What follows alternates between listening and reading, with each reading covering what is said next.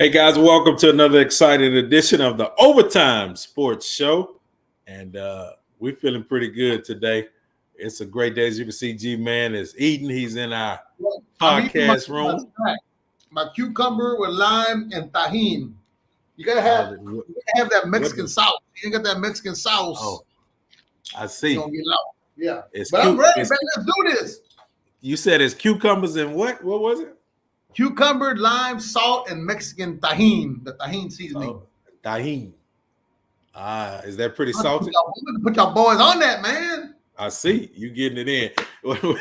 We got a lot going on, man. Yeah. Of course, it's been a busy time. We just come off of the draft. We're gonna get at it today. Got a shout out to our boy Dusty Baker. He made history here in the city. The NBA playoffs is rolling. But G-Man, let's jump right in, man. Your boy, our boy, DeAndre Hopkins, suspended. You know what? I'm telling everybody right now, it's something that he didn't know was in his body, although they always say you got to know what you put in your body. But there's so many things that the NFL bans, you know what I mean? Right. Now think about it. Hopkins has been an all-pro, all-world receiver for years. Mm-hmm. I really, truly believe that it was by accident or something that he didn't know. I don't think he did it on purpose. The man's balling already, you know what I'm saying? Balling. And he's had a clean record. Let me just not say outstanding. He has a streaky clean record. Squeaky clean record rather. He hadn't done a lot of bad things throughout his whole career. He was Mr. Dependable. It's just recently that we started seeing him getting injured because he usually would play through any injury he had. Of course, he set out probably the second half of the season last year, now suspended for PEDs, performance-enhancing drugs, for 6 games. And for me, when I saw it, man, I'm like you. I thought, probably something in the situation, in something that his trainer or doctors probably gave to him that he didn't know what they were giving to him, and now he's sitting here with this suspension. And Carlton, what's up, Carlton? But I do know that every time you take some kind of a supplement or anything, the team doctor is supposed to know what you take. That way they'll know whether it's banned or not. So I don't know who dropped the ball on that. I for sure don't think. Well, I don't want to say for sure, but I just can't see D-Hop taking something to enhance. He's already an all-world receiver. I don't think he did that, but we'll see. But yeah, he only played 10 games last year. He's missing the first 6 this year. He can play preseason and be there for early workouts, but once that first regular season day starts, you can't be in the locker room, you can't be in the building, nothing. Yeah, and do you think it was a fair suspension? Because I'm under the thing that I don't think it was necessarily fair for D-Hop. I know the NFL has its standards, but I'm like, come on, man, it's the first time this guy's been in the league 10 years now, and here you go suspending D-Hop for using a little PED to help him. And like I know that you go through an entire NFL season. It's like being in a car wreck every week. Every day, every week, yeah. 20, 30 car wrecks a day on one day.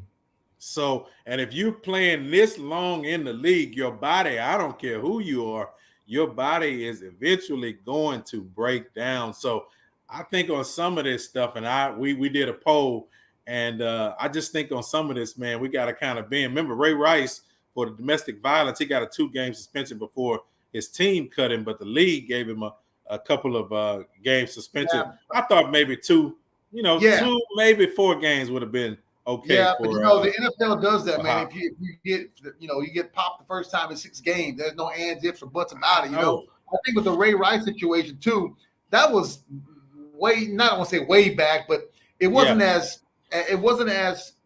publicized as it is now. As far as, oh my God, if you punch somebody or you hit a domestic violence, and automatically look what Adrian Peterson, what he went through. Look what Kareem Hunt went through. You know what I mean? It's like they don't take that serious. They take that serious. Now it wasn't like before 2 games. Now it's like, okay, now teams are cutting you. Yeah, Kareem Hunt was a very talented running back, got cut because of that little domestic violence incident that they caught on video. And I was looking at our Overtime Sports poll that we had up. 67% said that they felt like the suspension for PEDs was too harsh. And, of course, 33% said no. And as you said, D-Hop came back. He apologized for it. 6 games. He'll serve that sentence and move on. for me, even though I know it's the NFL standard and rule, I'm just thinking for somebody who's been playing this long in the league, body beat up, man, get a man a break, couple of games, let him get back out there. But unfortunately, man, that's the rule, man. You get caught with PEDs. It's 6 games off the rip. So the crazy part about it could have been Tom Brady or Patrick Mahomes. They would have got the same 6 games. It's not like Now, if they would have gave them like a game, then there's a problem in the league. You know what I'm saying? Yeah. Hey, if it would have been a Tom Brady situation, man, they'd have made an exception to the rule. I think that. Hey, he may be the only player in NFL history that could probably get away with something like that. Yeah, could get away with it. It'll be a whole march and everything else happening on. We want you guys to, as always, like, share, and comment. And your comments are valuable to the show. Thank you to everybody who participated in the poll. We appreciate that each and every week, you guys doing that. Now, G-Man, I hit you up a couple of days ago, and I said, G-Man, the draft is over with, and I think our Houston Texans deserve an A for the draft. I'm going all in. I'm diving in. I'm drinking the Kool-Aid, G-Man. I can see the sun rising. Now, okay, are you saying going all in because we won 4 games last year? Are we going to win more than 4 games this year? G-Man, I hope we win 4 games again because I want that number 1 pick. We got 2 first-round picks next year. I'll tell you what, Stingley, he was actually supposed to be, he could have been the number 1 player taken. Yeah. But he had a couple injuries at LSU. But he is a shutdown corner. Carlton says B+. B+. Yeah, Carlton says B+. I give him an A. Now I didn't say A+. I'm not gonna lie.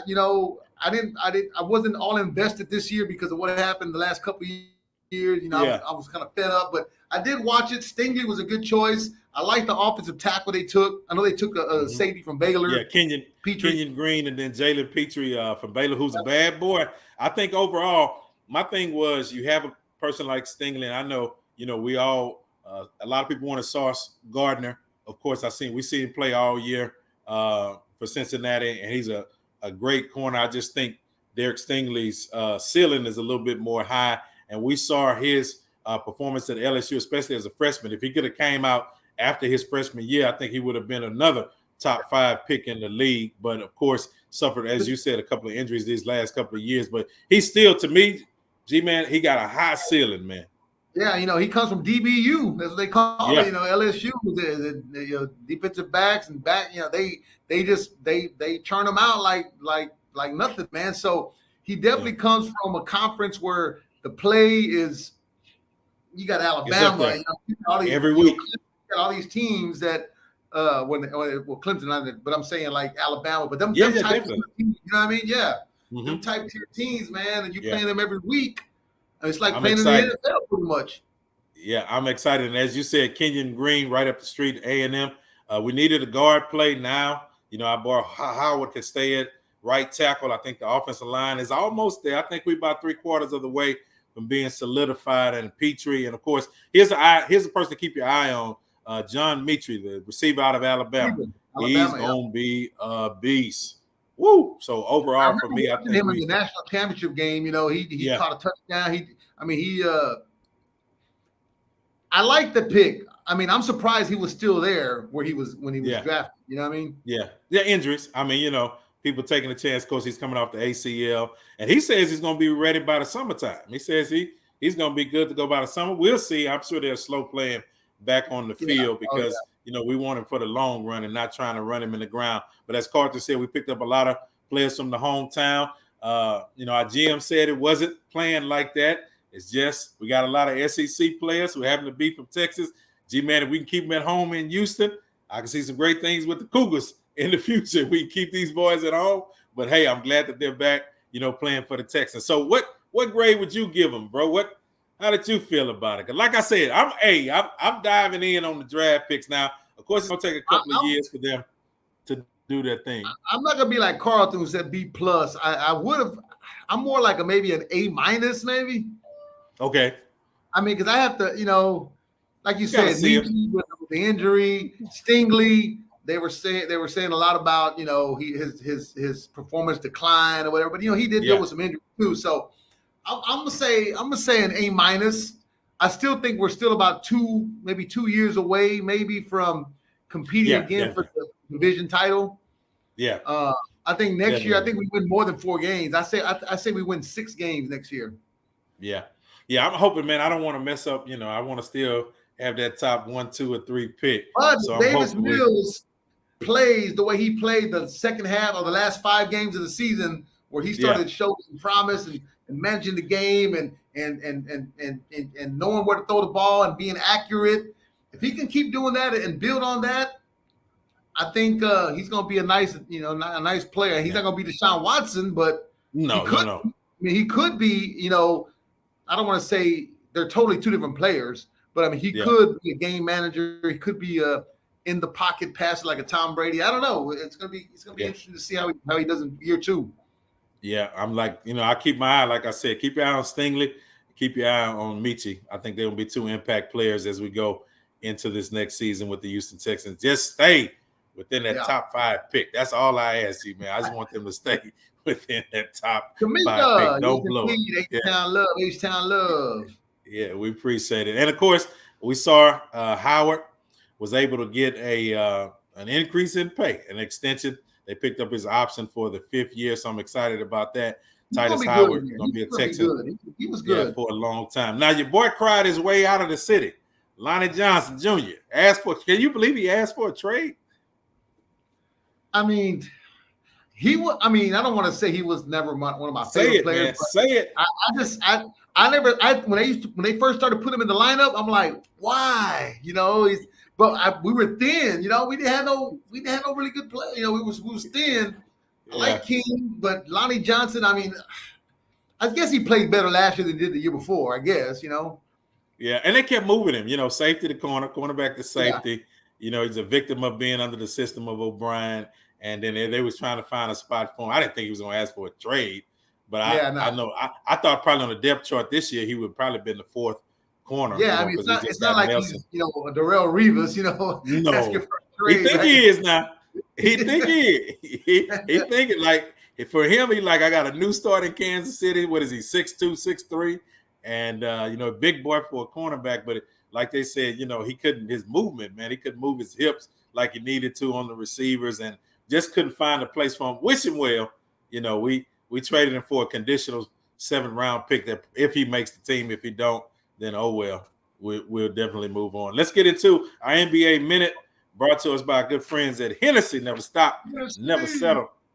And of course, NBA playoffs, man. It's pretty busy. How you feeling about it so far? Man, me and the pimp, my partner JQ, was talking about the Sixers and how Harden. I don't want to say laid an egg, but he did what Harden does in the playoffs. He didn't really show up and do what he does in the. Do I take one game as like, oh my, he's gonna the whole series? No, I think he bounces back.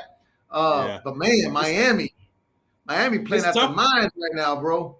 Yeah, it's tough without Joel Embiid, man. It's tough. Yeah, he can't do it alone.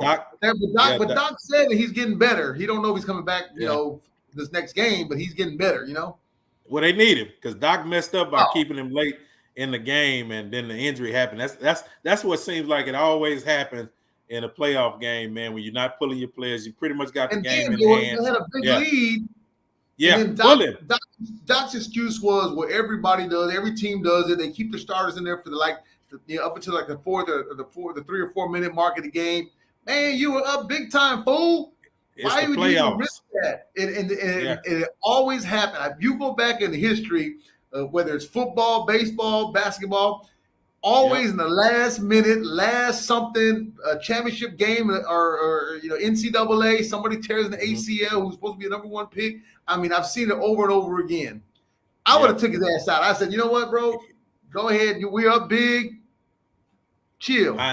Hindsight is 20/20, as they say now, as we see it. Shout out to the Phoenix Suns. I'm not buying Dallas at all. You know how I am about Dallas. And but Phoenix, Chris Paul, I'm hoping he can get a chance to make it back to the finals. Of course, they're leading that series. And then Morant, man, 47 points. Ooh, game 2. They should have been up 2-0 if he didn't miss that layup in the very last second. I mean, he had a good look. He had a good look too, but they should have been up 2-0, man. So that's going to be a good series to watch. Me and we were talking about the other day. If the Grizzlies tie that up at 1-1, that could go down to a 6-game for sure. I think they're going 6 games for sure. I think it's going 6 games. Yeah, could be a 7-game. Don't underestimate Memphis, man. Memphis is a fourth quarter team, as we see. They seem to turn it on in the fourth quarter. And like you said, they should have been up 2-0, but it's the playoff series, man. We'll see who's able to make an adjustment. And then the Celtics, they blew out Milwaukee, man, in game 2. Yeah. Celtics look like they caught fire. You know, they look good against the Nets. Yeah. So man, I can't count them out, man. I think the Celtics are going to be, I don't want to say the sleeper team, but if you had to pick somebody who you didn't have up there, I'd have to go with the Celtics. Yeah, a lot of people across the country are picking Boston to go. And especially now, we don't know with the status of Joel Embiid. We don't know if he's going to come back. We don't know what's going to happen with him. And Harden is doing Harden things right now. Yeah. I think if the Sixers would have won game 1, I think they would have probably set him for sure game 2. Yeah. But now you're down 0-1.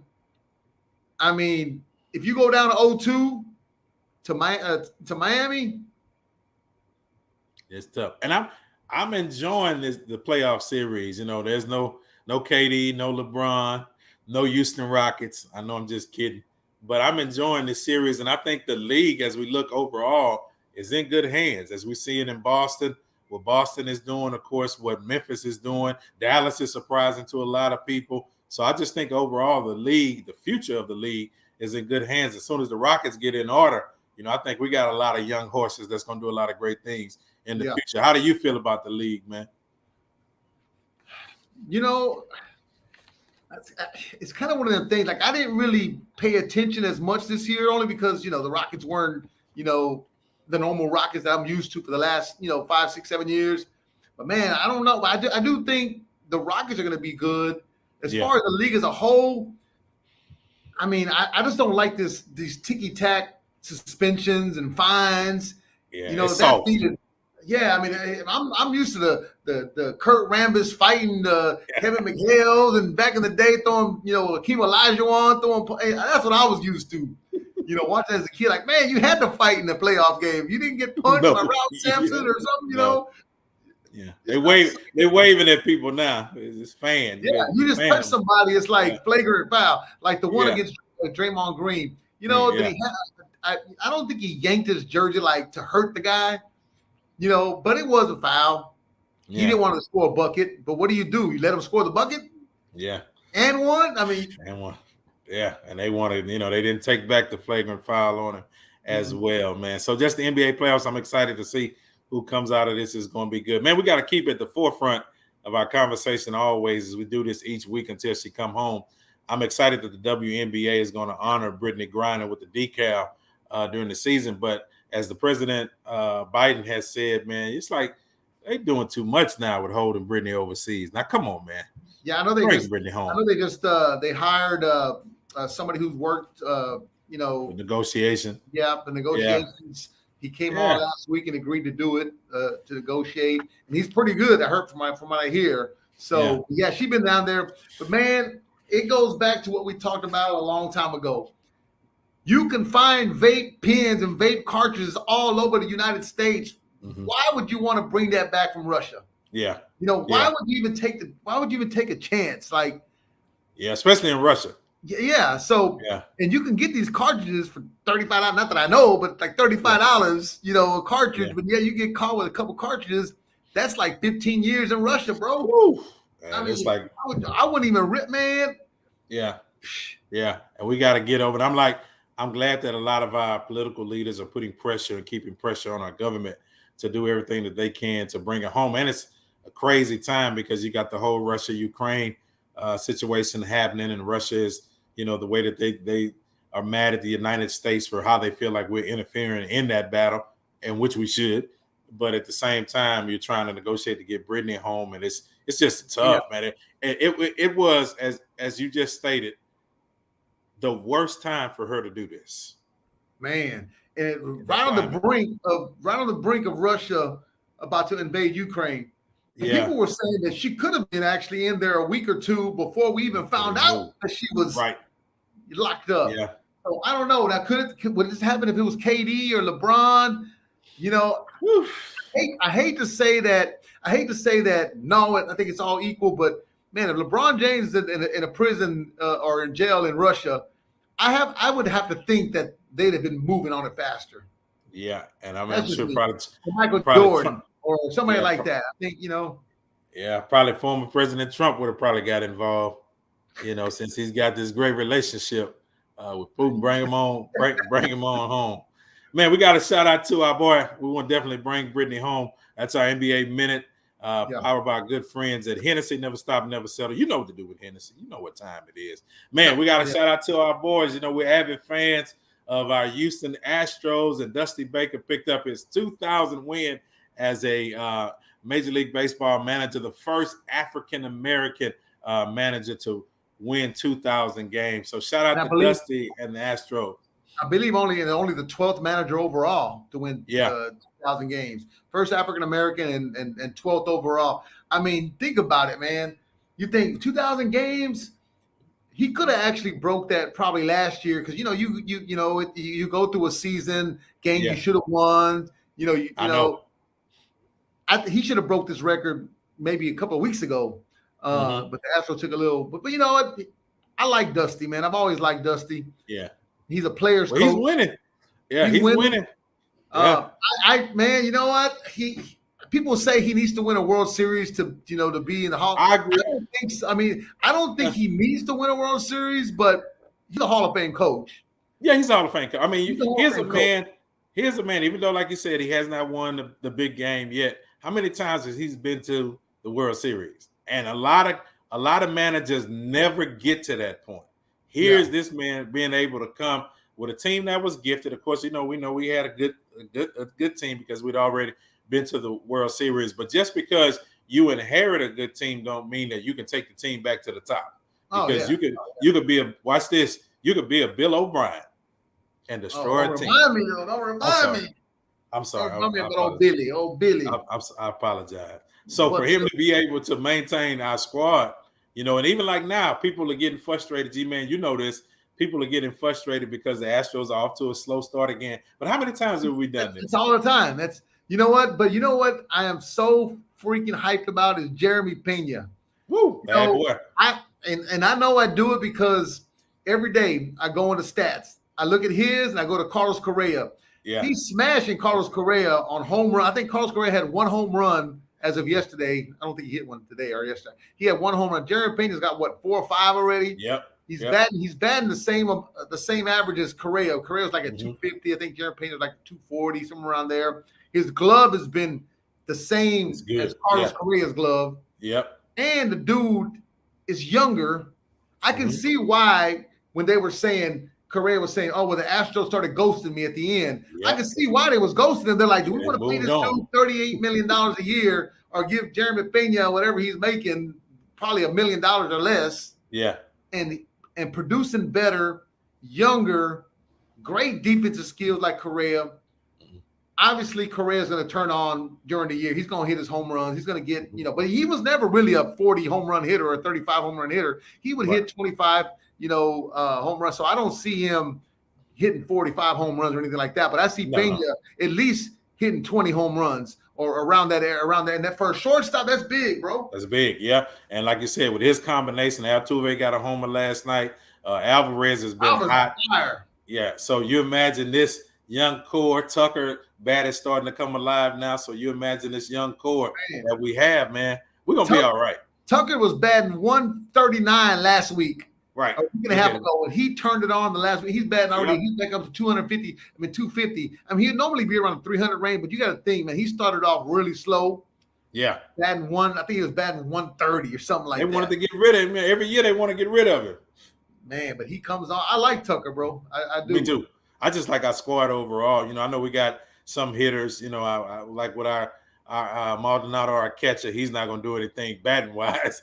But I mean, he's a great catcher, so we just put up with it. And I think I like Siri, McCormick. I like Siri's swag. I like the swag that Siri brings. But Carlton, you're right, man. I tell people all the time, you don't win the World Series in April, May. In April, man. Yeah, you don't win the World Series then. But I tell you what, I think boys are gonna be scared when they say the Astros are in the playoffs again, or if they're a wild card team, or if they win the division. Boys know Astros are coming. We coming, yeah. And Lance McCullers today, he was out throwing. He's been throwing a little bit in the outfield, about 75 yards. So my thing is, even with him, I'm not trying to rush him back because I know the nature of his injury. But even, sometime toward the end of the summer, I don't want to rush him back. I just want him, come August, September, even August, late August, early September. If that's what's necessary to bring him back then. Don't rush it because I don't want to hurt him for the long run. I'm kind of glad too because I almost drank myself to death because Oda Rizzi was driving me to drink. And you saw the other night. You got to give it to him though. So when he pitched the other day when they first wore their the City Connect jerseys last week or a week and a half ago at home, first time he got blitzed for like 6 runs in less than 1 inning, and people was calling him out on Twitter, man. They was like, "Get rid of this fool." Yeah. And then he goes to Texas and puts on a good show. Then he comes in. Was it last night or the night before? Night before. And another stellar outing. People was calling for his head, man. So I hope he's turned it around because without Lance McCullers, I was ready to, man, I was about to go drinking, though. Again, I said, but every time he pitches, I got me a bottle of Hennessy or something right next to me, bro. And I'm like, Lord. All I'm going to say, G-Man, take it game by game. That's it. Just take it. With no reason, just go game by game, bro. Don't, we ain't going to get too high. I try not to get too high right now because, I'm a big Astro fan. I got that tattoo, Astro, But man, it drives me crazy. Slow. But I keep telling myself, just wait till September. Wait till we get close to October. That's when it matters. Yeah. Well, man, we covered a lot today, and I think we dropped the hat right there. G-Man, let everybody know how they can keep up with you, bro. Oh man, you already know Gman979 on Instagram, TikTok, Twitter. What am I missing? Snapchat. And then my new YouTube channel, podcast, YouTube. It's a G's World. It's a G's World on YouTube. So y'all go to there and subscribe to your boy. And So and I'm also leaving on vacation tomorrow. So I'll be on a Carnival cruise heading to Cozumel tomorrow for Cinco de Mayo. So normally I'd be here turning up, but I'm heading to Cozumel on a cruise. So wish you luck. Oh yeah, I'm in. I'm in like playing. Yeah, juiced up. I'm not boosted up, but I'm vaccinated. Okay. All right, follow me in faith. I need to get the booster. I need to get the booster, brother. Follow me in Faith and Fame with AV, YouTube, TikTok, Instagram, podcast, the whole 9 yards, YouTube as well. And then, of course, Majic 102.1 and Praise 92.1. Appreciate everybody. Avery, appreciate you holding it down on the backside for us. We're back every week, 5 p.m. on Wednesdays with the Overtime Sports Show, all brought to you by Hennessy. G-Man, dance us out, baby. This will kill all viruses, y'all. Yeah, that boy eating. What is it again? Tahini? Tahini. Yeah, that. Tahini. Lime. Salt, and cucumber. Cucumber. You probably got a little whiskey in there. We out, y'all.